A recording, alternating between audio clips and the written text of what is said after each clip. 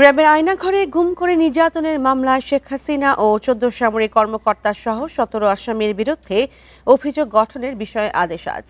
এর মধ্যে আছেন ৪ জন ব্রিগেডিয়ার জেনারেল, ৪ জন কর্নেল ও ২ জন লেফটেন্যান্ট কর্নেল।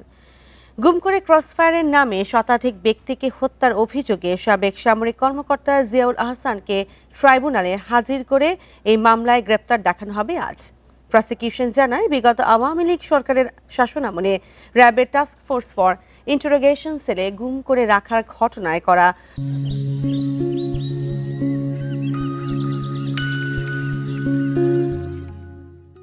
মানবতা বিরোধী অপরাধে এ মামলায় ক্ষমতাচ্যুত প্রধানমন্ত্রী শেখ হাসিনা সহ আসামি ১৭ জন।